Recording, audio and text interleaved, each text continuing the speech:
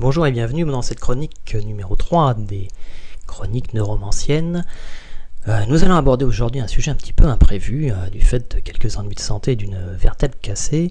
Je change un peu ma programmation et je vous propose une chronique relativement courte qui fait suite à un film que j'ai vu hier sur Netflix, le Tout Nouveau Testament, film dont je me souvenais d'avoir vu passer les extraits et la bande-annonce à l'époque de sa sortie, mais j'avais raté totalement le fait que Benoît Poelvoorde incarne un dieu belge quelque peu étonnant.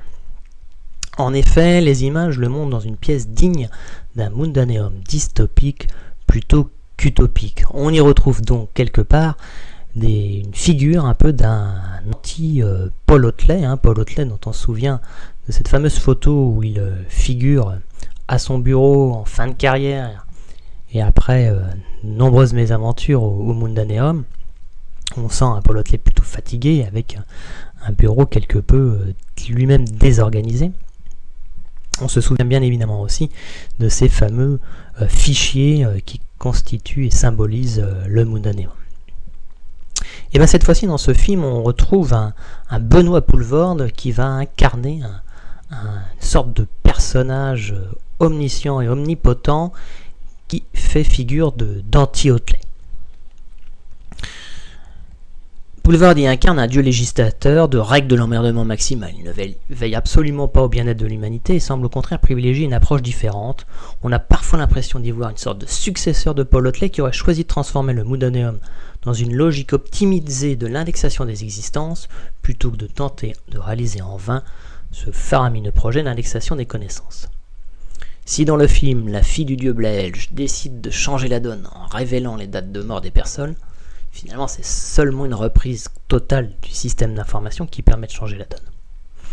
Néanmoins, la révélation des métadonnées butoirs de fin de vie vient changer l'existence même des individus. Une connaissance intime est alors la source du changement. Cette incarnation de Poelvoorde est assurément à mettre au nom des mundaneums de la dystopie, mixant le désir d'un fichage généralisé avec le fait de pouvoir agir de façon omnipotente à la Big Brother. Si ce n'est qu'ici, ce n'est pas Big Brother et Watching You, mais plutôt un pauvre type affiché toute votre existence. Et du coup, on voit bien, en tout cas dans l'image extraite d'Atlantico, que Poelvoorde incarne un anti-Otlet. On n'a pas un bureau surchargé, on n'a pas forcément un personnage fatigué par le temps écoulé. On a une autre fatigue chez Benoît Poelvoorde, mais qui incarne plutôt un personnage malsain et qui a une hygiène de vie évidemment déplorable. Si les images de Paul Otlet donnaient parfois l'impression d'un vieil homme ou d'un personnage usé par le fait de tenter d'indexer l'ensemble des connaissances possibles, le personnage de Poelvoorde s'inscrit dans une filiation finalement plus inquiétante. Ce qui frappe dans le film, c'est le caractère malsain de Poelvoorde. Être omnipotent, mais totalement incompétent, sans pouvoir intrinsèque et dont l'éloignement des instruments de pouvoir le rend au final tout autant impuissant.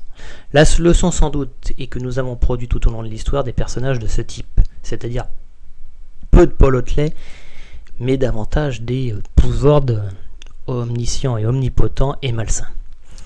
Et ce bien avant nos data centers, parce que les sociétés de la surveillance ont parfois conféré des pouvoirs à des êtres dont le seul but était de ruiner l'existence des autres. Je vais donc tâcher dans les prochains mois de rassembler un peu de matériaux sur les représentations dystopiques de ce type. On en retrouve désormais pas mal dans le cinéma et les séries. N'hésitez pas à m'en signaler également. Merci d'avoir suivi cette courte chronique.